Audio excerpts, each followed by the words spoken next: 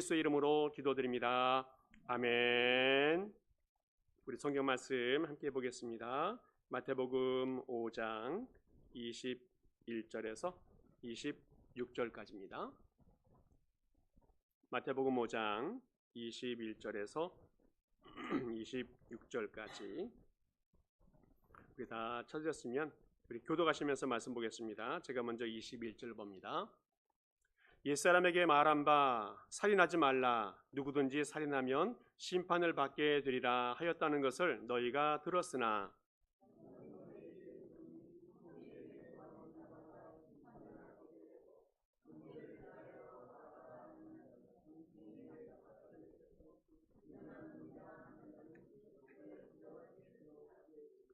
그러므로 예물을 제단에 드리려다가 거기서 내 형제에게 원망 들을 만한 일이 있는 것이 생각나거든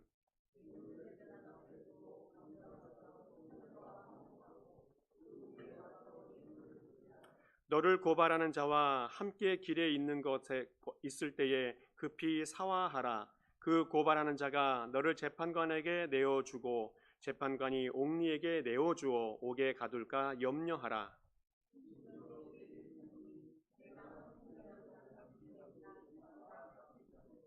결코 거기서 나오지 못하리라. 아멘. 지난주에는 저와 함께 우리 그리스도인들은 율법의 의가 아니라 예수 그리스도의 의로 구원을 받는 백성이 되었다라는 말씀을 드렸습니다. 그래서 우리들은 예수 그리스도를 믿는 사람이 되었기 때문에 그리스도인이라고 부르게 되어집니다. 그러면 우리들은 어떻게 살아가는가 하면 이젠 더 이상 죄에 매여 살아가는 사람이 아니라 내 뜻대로 살아가는 사람이 아니라 예수 그리스도의 의, 그것을 붙잡고 가는 사람이 되어져야 된다라고 말할 수 있겠습니다. 그러면 구체적으로 예수 그리스도의 의가 무엇인가에 대해서 우리가 생각해 봐야 되는데, 그래서 예수님은 그 본문 말씀 이후에 산상수훈 6가지 중요한 주제를 가르쳐주고 있습니다. 살인, 간음, 이혼, 맹세, 보복, 원수사랑, 아주 구체적인 말씀에 대해서 우리에게 가르쳐주면서 우리의 실생활 속에서 어떻게 그리스도의 의를 이루어갈 수 있는가에 대해서 가르쳐주고 있습니다. 오늘 첫 번째 말씀으로도 예수님께서 살인하지 말라라고 말씀해 주셨는데 이 말씀이 무슨 뜻인지 한번 찾아보면 좋겠습니다. 우리 사람에게 가장 중요한 것이 무엇인가라고 말한다면 생명일 것입니다. 그래서 사람의 생명을 빼앗는 이 살인이 인류 역사 속에서 가장 큰 범죄라고 말할 수 있을 겁니다. 그래서 그런지 하나님은 이 살인, 이 생명, 이것이 너무 중요하기 때문에 하나님의 가장 중요한 율법, 이 10계명의 그 법칙을 넣어 놓았습니다. 6번째, 살인하지 말라 기록해 놓으시면서 잘 지키라고 지침을 주었습니다. 그런데 이 말씀을 지키지 못하는 사람이라면 하나님의 심판과 징계가 있을 것에 대해서 경고하고 있습니다. 오늘날 형법에서도 가장 중요한 또 가장 중한 벌은 살인이기 때문에 가장 중하게 처벌을 하고 있는 것 같습니다. 미국은 벌써부터 이 폭력이나 이 살인 문제 때문에 큰 사회 이슈가 되었습니다. 이 너무너무 도가 지나치기 때문에 살기가 좀 두려운 그런 세상이었습니다. 총기 사고라든지 폭력 사태 때문에 수많은 사람들이 죽고 또 인명의 피해가 있는 현실을 우리는 잘 알고 있습니다. 자, 그런데 요즘에는 한국에서도 살인과 칼부림의 소식들이 종종 들리는 것 같아서 사회가 얼마나 혼란하고 공포가 조성되는지 알 수가 없습니다.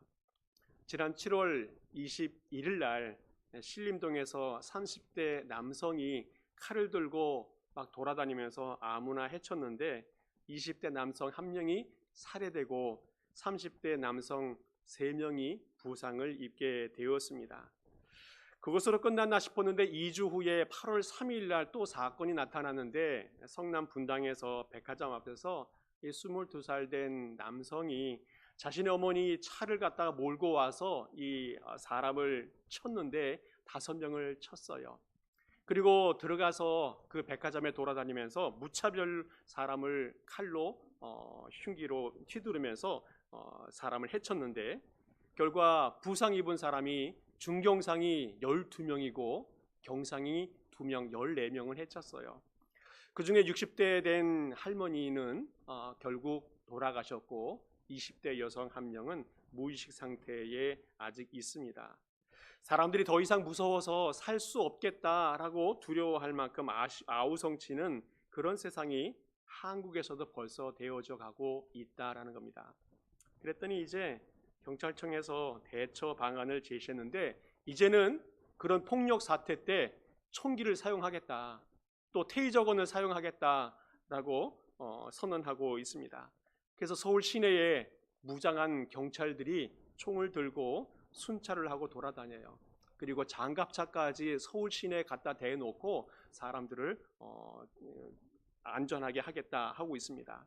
그리고 인터넷에서 살인에 대한 예고라든지 협박성 발언한 사람들을 찾아내가지고 그들을 신문하고 조사하고 어떤 사람들은 입건하기까지 하는 것을 보게 되어집니다. 이렇게 해서 예방을 잘 하겠다라고 기대하고 있습니다. 그런데 반면에 너무 위화감이 조성이 되어서 더 두려움에 휩싸이는 것도 있고, 또 어쩔 때는 무고한 시민이 위협을 받고 또 억울한 일을 당하는 경우도 있는 것 같습니다. 어떻게 하는 것이 폭력과 살인을 막을 수 있는 길인지 정말 알 수 없고 혼란스러운 세상이 되어져 버린 것 같습니다. 이 폭력과 살인은 성경에서도 인류 초기부터 시작이 되었습니다. 최초 살인자 알고 계시죠? 첫사람 아담과 하와가 낳은 그 가인과 아벨, 첫째 아들이 둘째 아들을 돌로 쳐 죽인 사건이 창세기 4장에 나오고 있습니다. 이 두 아들들이 제사를 지냈어요. 큰 아들도 작은 아들도 함께 하나님께 제사를 드렸는데, 큰 아들의 제사는 하나님이 받지 않으시고 기뻐하지 않으셨고, 둘째 아들 아벨의 제사는 하나님이 받으셨고 기뻐 받으셨습니다. 그랬더니 형 가인이 동생에 대한 시기와 질투가 가득했습니다. 성경에서는 그것을 어떻게 표현하고 있냐면 창세기 4장 6절에 이렇게 이야기하고 있어요. 여호와께서 가인에게 이르시되 내가 분하여 함은 어찌 됨이며 안색이 변함은 어찌 됨이냐. 하나님이 제사를 받지 않은 이 가인의 마음속에 분노함이 있었다는 거예요. 또 그 분노함이 얼굴색이 변하게 되어졌다라고 말하고 있습니다.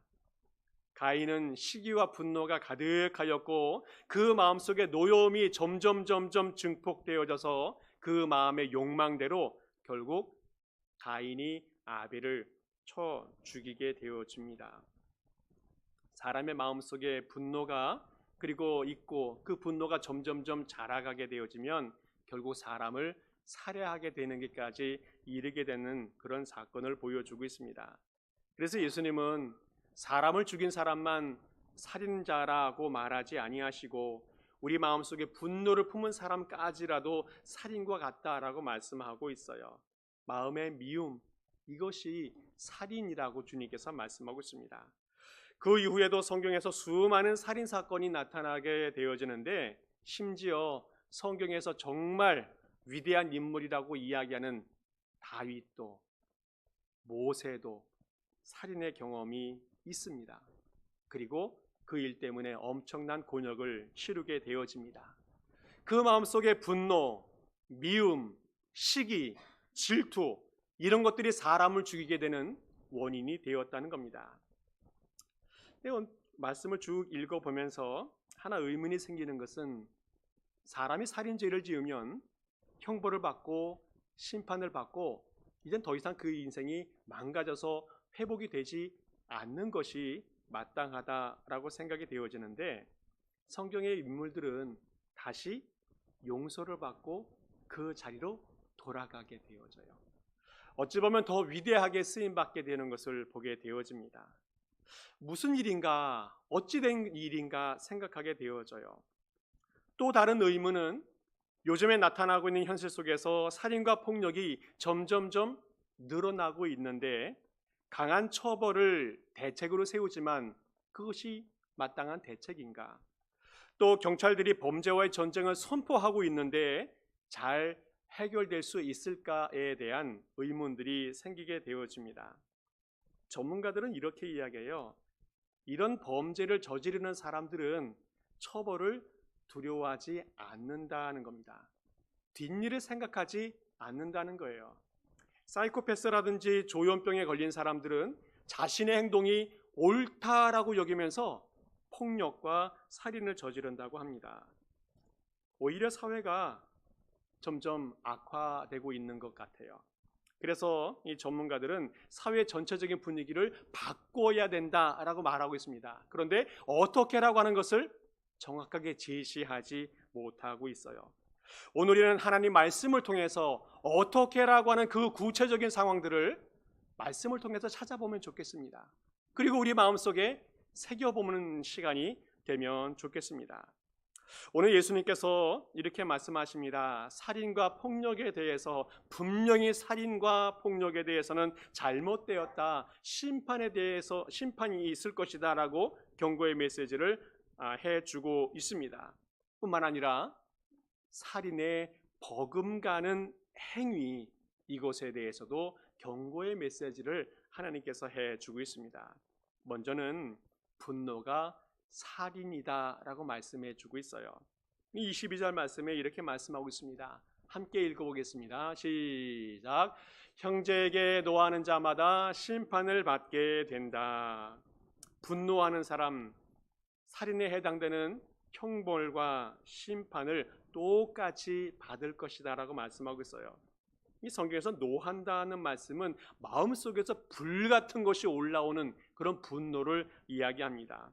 이런 사람들은 이 분노 때문에 결국 사람을 죽일 수도 있는 그런 범죄를 저질 수도 있다라고 말씀하고 있어요. 좀 전에 보았던 가인의 분노가 그런 분노이었습니다. 또 다른 분노가 나오는데 마태복음 2장에 보게 되어지면 예수님의 탄생, 그 축복된 환경을 위해서 동방에서 박사들이 축하하기 위해서 갑니다.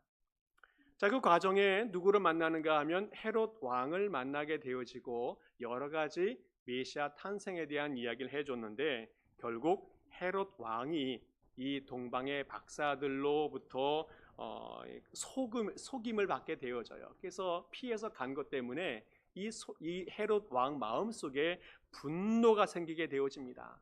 분노를 어떻게 표출합니까? 헤롯 왕은 사람을 보내서 베들레헴과 그 근동에 있는 모든 지역의 2살짜리 이하의 아이들을 다 죽여버립니다. 얼마나 많은 분노가 나타났는지 알 수가 없습니다. 그 분노가 얼마나 큰 문제를 일으키는지 보여주는 사건입니다. 성경에 보면 오늘 본문 말고 다른 사본들을 쭉 찾아보게 되어지면 한 말씀이 하나 빠졌는데 까닭 없이 라는 말씀이 빠졌어요. 형제에게 까닭 없이 노하는 자마다 심판을 받는다는 말씀입니다. 이유 없이 화를 내게 되어지면 그것에 대한 경고를 메시지를 주고 있어요. 화가 좋은 것은 아니지만 종종 화를 낼 수는 있습니다. 그러나 까닭 없이 화를 내는 것에 대해서 우리 주님이 지적해 주고 있어요. 어떤 사람은 화를 습관적으로 내는 사람이 있습니다. 그냥 버럭버럭 소리를 많이 지르는 분이 계신데 그것이 점점점 커져서 사람을 해치게 될 수도 있다는 경고의 메시지 주고 있습니다. 정확하진 않은데 어떤 분이 이런 얘기를 해요. 일본에서 어떤 과학자가 연구를 했는데 사람에게 화를 내게 하고 그 화난 사람의 수액을 몸에서 뽑아내서 다른 동물에게 투여했더니 이 동물들이 즉사했다는 거예요. 그만큼 사람이 분노했을 때 그 몸속에 나오는 것이 다른 사람을 해칠 수 있다는 것을 말씀해 주고 있습니다. 성경에서는 하나님께서 이렇게 말씀하고 있어요. 에베소서 4장에 이렇게 말합니다. 함께 읽어보겠습니다. 시작. 분을 내어도 죄를 짓지 말며 해가 지도록 분을 품지 말고. 분을 낼 수 있습니다. 그러나 그 분노를 멈추지 못하면 점점 증폭하게 되어지고 그 생각한 대로 사람을 죽일 수도 있다는 거예요. 여러분 어떻습니까? 사람 마음속에 분노가 생기면 생각으로 사람을 죽였다 살렸다 수십 번을 하게 되는 것이 사람의 본성입니다. 그런데 그것이 점점점 증폭되면 저녁이 되었을 때에 아무도 보는 사람이 없을 때에 죄를 지을 수 있다는 그런 말씀을 주님께서 해주고 있습니다. 주님께서 우리에게 말씀하십니다. 하나님은 어떤 분이신가 말씀하고 있습니다. 시편 145편에 이렇게 말씀하고 있어요. 같이 읽어보겠습니다. 시작.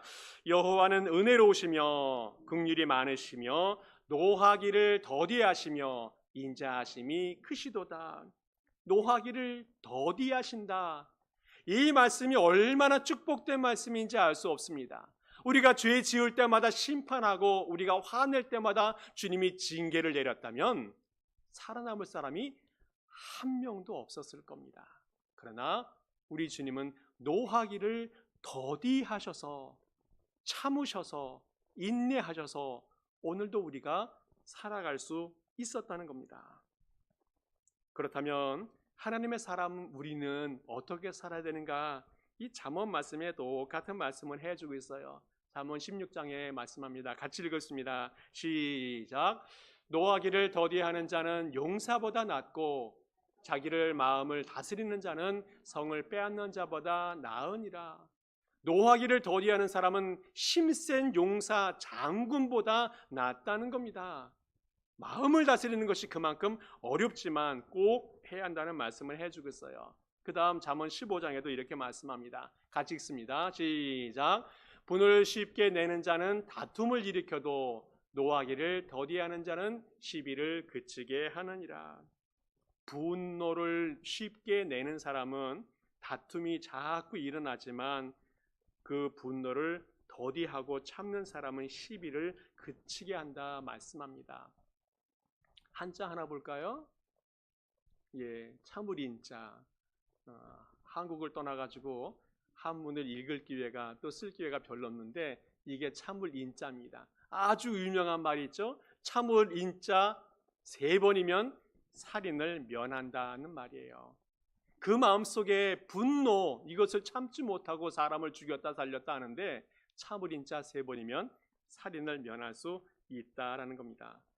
화, 분노, 이것을 참는 것은 쉽진 않습니다. 그러나 조금씩 참아본다면 살인을 면할 수 있다는 주님의 말씀입니다.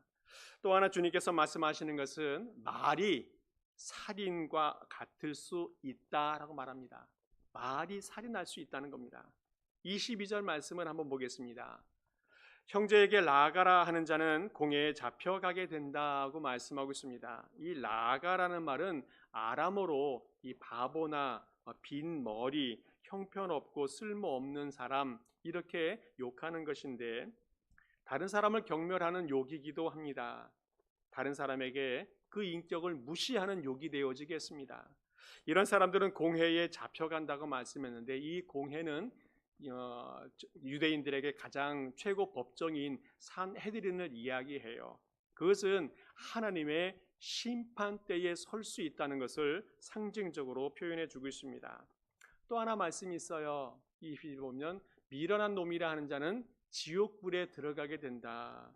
미련한 놈이라고 하는 이 말은 우리가 얘기하는 그런 보통 욕보다도 조금 더 심한 그런 욕을 이야기하는 것 같아요. 영적으로 우둔해져서 하나님도 모르고 하나님의 뜻도 깨닫지 못하는 그런 사람을 미련한 놈이라고 말하게 되어지는데 이스라엘 사람들은 이 욕이 굉장히 불쾌했다고 합니다. 이 욕은 하나님과 분리되게 하는, 하나님을 떠나게 되어지는 그런 욕이 되어지기 때문에 그래요. 그래서 하나님과 단절되어져서 결국 완전히 멸망되는 사람이 되는 그런 의미가 이 욕이라는 겁니다. 이런 것에 대해서 주님은 지옥불에 들어가게 되는 심판이 있을 것에 대해서 말씀하고 있습니다. 말이 사람을 죽일 수 있다는 아주 경고의 메시지를 주고 있어요. 요즘 한국 소식 중에서 또 하나 아픈 소식은 한국의 교사들이 시위를 좀 많이 요새 하고 온 나라가 좀 시끌시끌하게 되어진 것 같습니다. 지난 7월 17일에 서희초 교사 사망 사건이 하나 있었어요. 23살 난 처음 교사를 맡은 1학년을 맡아서 선생님을 하는 여자분인데 학생들의 문제가 있어서 그것을 지도하다가 결국 학부모들의 갑질에 의해서 스스로 목숨을 끊게 되는 그런 슬픈 사건이 하나 있었습니다. 그런데 이것이 한 사건으로 끝나지 않고 모든 교사들이 이 사건에 대해서 공감하면서 분노가 쌓이고 집단 행동을 하게 되었습니다. 그동안 교사들의 마음속에는 아이들을 교육하다가 무슨 문제가 발생하냐면 억울하게 아동학대라든지 또 아동 성착취라든지 이런 문제로 고발당하고 또 고소당하여서 어려움을 겪은 사람들이 많이 있었기 때문에 그렇다는 거예요. 체벌도 못하고 또 야단도 치지 못하고 교육 자체가 불가능화된 된 상황에 대해서 호소하는 그런 집단 행동이라는 겁니다. 특별히 이 학부모들이 언어 폭력이라든지 또 신체 폭력을 많이 해서 집단적으로 행동하는 그런 상황이 발생되었습니다. 사람의 비난하는 말이라든지 그런 상황들이 한 사람의 생을 마감하게도 할 수 있다는 아픈 사건이라는 겁니다. 요즘 인터넷에서는 악성 댓글이라든지 그 도가 넘치는 그런 말들이 많이 있는데 어느 연세대 심리학 교수는 이런 얘기를 해요.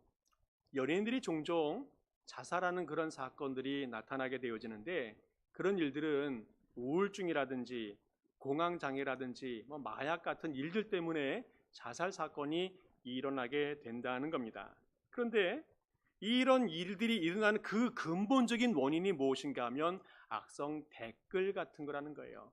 그 글 때문에 너무 힘들어서 우울증이 걸리고 그 비난하는 말 때문에 너무 힘들어서 공황장애가 생기고 마약도 하고 그러면서 사람이 스스로 자기의 생을 마감하는 일들이 벌어진다는 겁니다. 살인은 한 차원이 아니라 여러 차원이 있다는 것을 말씀해 주고 있어요. 분노가 사람을 죽일 수도 있고 말이 사람을 죽일 수도 있고 미움도 심한 질투도 사람을 죽일 수 있다는 말씀을 하고 있습니다. 또 직접 사람을 죽일 수도 있고 간접적으로 죽일 수도 있고 죽게 만드는 자살을 만들어낼 수도 있다는 것을 이야기해 주고 있어요. 뿐만 아니라 육체적인 살인도 영적인 살인도 있을 수 있다는 것에 대해서 우리에게 가르쳐 주고 있습니다. 잠언 16장에는 주님께서 이렇게 말씀하고 있어요. 사람의 행위가 자기 보기에는 모두 깨끗하여도 여호와는 심령을 감찰하신다 말씀하고 있습니다.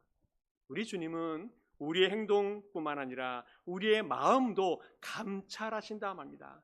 감찰한다는 그 말씀은 무게를 달아본다, 공정한지 평가해 본다는 말씀입니다. 우리의 말과 행동이 하나님의 축복을 선포하는지 저주를 선포하는지 그 일로 인해서 축복의 조건이 되어지는지 심판의 조건이 되어지는지 우리를 돌아보게 하는 그런 말씀이 되어지겠습니다. 그러면 우리 주님께서 어떻게 살라고 하는 거냐? 한마디로 말하면 화목하게 살라는 겁니다. 화목하게 살아라. 주님께서 화목하게 살라는 말씀을 하시면서 구체적으로 몇 가지 말씀을 제시해 주고 있어요. 먼저 찾아가라 하는 겁니다. 먼저 찾아가라. 이 쉬운 거 아닙니다. 그런데 주님께서는 먼저 찾아가라는 말씀을 하고 있어요. 22장 22절하고 24절 말씀을 같이 한번 읽어보겠습니다. 시작. 그러므로 예물을 제단에 드리려다가 거기서 내 형제에게 원망을 들을 만한 일이 있는 것이 생각나거든 예물을 제단 앞에 두고 먼저 가서 형제와 화목하고 그 후에 와서 예물을 드리라. 우리 신앙생활 속에서 가장 중요한 것이 예배인데 그 예배 드리는 순간에 양심에 저촉되는 죄나 형제들에게 원망 들을 죄가 생각나거든 먼저 가서 화해하고 다시 와서 예배를 드리라는 말씀하고 있습니다. 왜 그런가 하면 하나님은 순전한 자의 예배를 받으시기 때문에 그렇습니다. 반대로 부정한 자의 예배는 받지 않으신다는 겁니다.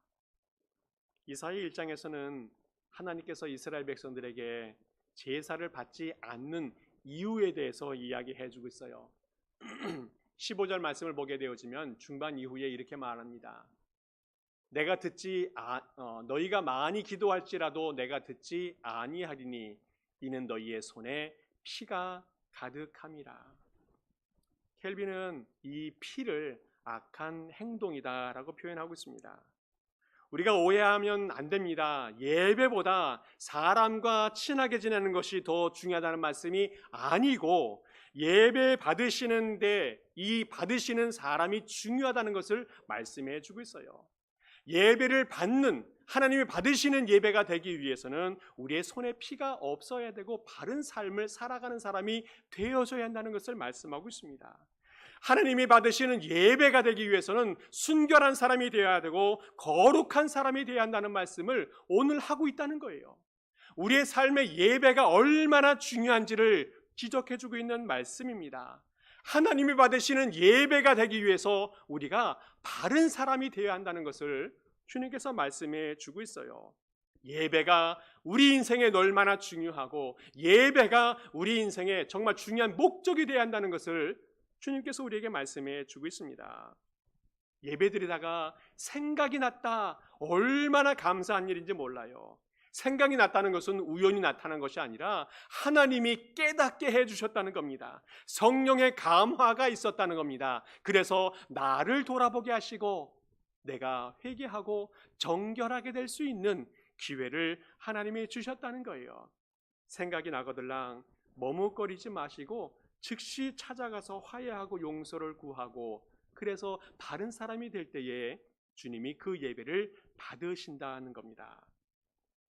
예배를 통해서 하나님이 받으시는 것은 그 제물뿐만 아니라 그 제물을 드리는 그 사람이라는 것을 꼭 기억해야 한다는 겁니다. 예배를 드리는 그 사람이 제물이 되어야 한다는 거예요. 그 사람이 정결해야 되고 그 사람이 순전해야 된다는 것을 말씀해 주고 있습니다. 그래야 하나님이 우리를 받으신다는 겁니다. 우리 모든 성도님들 항상 순결하고 정결한 삶을 살아가도록 우리 자신을 돌아보는 모든 성도 될 수 있기를 간절히 축복합니다. 또 하나 주님께서 말씀하시는 것은 화해하되 급히 화해하라는 말씀을 하고 있어요. 25절 말씀에서도 이렇게 말합니다. 너를 고발하는 자와 함께 길에 있을 때에 급히 이 화해라는 말인데 하라. 그 고발하는 자가 너를 재판관에게 내어주고 재판관이 옥리에게 내어주어 옥에 가둘까 염려하라는 말씀하고 있습니다. 앞에서 먼저 찾아가라는 말씀은 어떤 우선순위를 말씀하고 있습니다. 세상 일이든 신앙 일이든 순서가 굉장히 중요한데 그 순서가 바뀌게 되어지면 우리의 삶이 좀 혼란스럽게 되어지는데 먼저 화해하는 것이 필요하다는 말씀을 해주고 있습니다. 또 하나 주님께서는 급히 화해하라는 말씀을 해주시는데 이것은 타이밍이 중요하다는 겁니다. 오늘 성경에서 함께 길에 있을 때라고 말합니다. 그 사람을 만났을 때 화해하라는 겁니다. 하나님이 좋은 타이밍에 그 사람을 만나게 해 주었고 그 사람을 만나게 해 주었다는 것은 화해할 수 있는 좋은 기회를 주셨다는 겁니다. 그래서 그 좋은 기회를 통해서 화해하고 좋은 관계를 만들어갈 것을 말씀해 주고 있어요. 인간관계도 타이밍이 참 중요한 것 같습니다. 글을 읽어봤는데 이런 글을 쓴 어떤 분이 있어요. 출산을 앞둔 어떤 분인데 출산 앞둔 분들은 신체 변화가 많이 변화가 되어 있는데 갑자기 고기가 많이 먹고 싶은 거예요. 그래서 혼자 고기를 먹으려니까 좀 그래서 친구를 불렀습니다. 그래서 친구하고 같이 고기를 실컷 먹었답니다. 근데 같이 실컷 먹고 나중에 알았는데 그 친구가 그날 생일날이었어요. 덕분에 나도 고기도 잘 먹었지만 그 친구의 생일을 잘 챙겨준 아주 타이밍이 적절하게 되어졌다는 겁니다. 그리고 그 사람이 나중에 또 한 번은 마음이 뒤숭숭해서 꽃가게 가서 꽃을 사게 되어졌는데 그 꽃가게에서 그 주인이 꽃을 좀 더 많이 준 것 같아요. 그래서 이것을 어떻게 할까 고민하다가 친구를 불러가지고 이 꽃을 조금 나누어 주었대요. 근데 그날이 그 친구의 결혼 기념일이었다는 겁니다. 얼마나 타이밍이 잘 맞아요. 항상 베풀고 나누고 무엇인가 도움을 주려고 하는 그 마음이 있었던데 그것이 선을 행하는 도구가 되었다는 겁니다. 오늘 우리에게는 우리의 삶 속에서 무엇인가 나누고 베풀고 선을 주려고 하는 그 삶 속에서 그 다른 사람에게 도움이 되는 상황을 많이 만들어갈 수 있다는 거예요.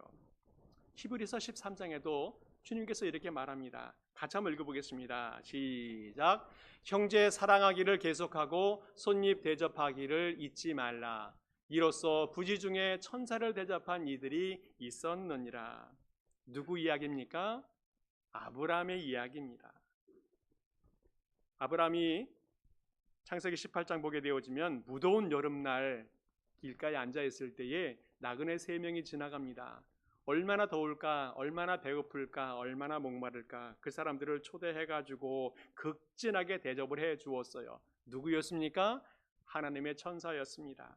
그들이 지나가는 길에 특별한 계시를 이 아브라함에게 가르쳐 주어요. 소돔과 고모라 성에 가게 되어지는데 그 성을 심판하고 멸망시킬 수 있다는 이야기를 해줍니다. 그곳에 누가 살고 있습니까? 아들 같은 조카 롯이 살고 있어요. 아브라함은 그를 위해서 기도합니다. 또 그 일을 통해서 그 조카가 구원을 받는 계기가 되어져요. 부지 중에 천사를 대접했더니 그 아들 같은 롯이 구원을 받게 되어졌다는 겁니다. 특별한 때 선을 베푸는 것도 중요하지만 우리의 삶 속에서 평소에 선을 행하고 또 항상 덕을 나누는 삶을 살아간다면 그 삶이 복된 삶이 될 수 있다는 것을 말씀해 주고 있습니다. 마지막으로 또 하나 끝까지 화해하라는 말씀을 해 주고 있어요. 26절에 이렇게 말씀하고 있습니다. 진실로 내게 이르노니 내가 한 푼이라도 남김없이 다 갚기 전에는 결코 거기서 나오지 못하리라. 옛날 성경에는 홀이라고 표현되어 있습니다. 한 푼이라도 그것을 홀이라고 되어 있는데 그것이 돈의 단위입니다. 이 계산을 해봤더니 고드란트의 2분의 1, 아사리온의 8분의 1, 데나리온의 128분의 1이 이 홀이 냅돈이라고 하는 말인데 지금으로 환산하게 되어지면 1달러도 안 되는 겁니다. 작은 것이라도 빚진 것이 있으면 꼭 갚아야 한다는 말씀입니다. 보통 사람들은 작은 것을 소홀히 여기고 그냥 넘어가려고 하는데 다 해결되지 않으면 큰 고난을 겪을 수 있다는 겁니다. 가랑비에 옷이 젖을 수 있다는 말씀을 하고 있어요. 작은 것 하나 둘이 쌓이면 큰 문제가 된다는 겁니다. 보통 보면 사람 관계에서도 큰 문제가 한 번에 터지는 일은 별로 없습니다. 작은 문제, 말 한마디 이런 것이 한 가지, 두 가지 쌓이고 누적되면 결국 그것이 폭발해서 그 관계가 깨지는 것 같아요. 혹시 누구에게 섭섭한 일, 또 서운한 일을 행한 일이 생각나거들란 잘 풀어내는 그런 성도가 될 수 있기를 간절히 축복합니다. 말씀을 정리합니다. 오늘 예수님께서 말씀하십니다. 분노, 화를 내는 것이 살인과 같다. 또 말로도 사람을 살해할 수 있다는 경고의 메시지를 주고 있어요. 그러면 보통 사람들은 꼭 이런 말씀 들으면 내가 섭섭하게 된 거, 누가 내게 말한 거 자꾸 생각하면서 그 사람 곱씹으면서 또 분노하고 화내고 이러면 안 된다는 겁니다. 내가 화나게 한 사람이 누구인가? 내 말과 행동으로 상처받은 사람이 누구인가를 생각하라는 말씀을 오늘 해주고 있습니다. 그리고 회개하고 용서를 구하라는 말씀을 하고 있습니다. 이제까지 얼마나 많은 사람을 죽였는지 한번 헤아려 보라는 겁니다. 그로 인해서 얼마나 많은 심판을 받을 수 있는지에 대해서 두려워하라는 겁니다. 그리고 오늘 주님께서는 이 시간이 바로 회개의 시간이 되어야 한다 말씀하고 있습니다. 하나님과 사람 앞에 먼저 즉시 끝까지 회개하면서 모든 문제를 다 풀어낼 수 있기를 바랍니다. 사랑하는 성도 여러분, 우리가 살아있는 이 세상이 우리 믿는 자들로 인해서 이제는 예수님이 원하는 것처럼 생명이 존중받고 생명을 사랑하는 그런 세상 만들어가는 모든 성도 될 수 있기를 간절히 축복합니다. 함께 기도하겠습니다. 아버지 하나님 감사합니다.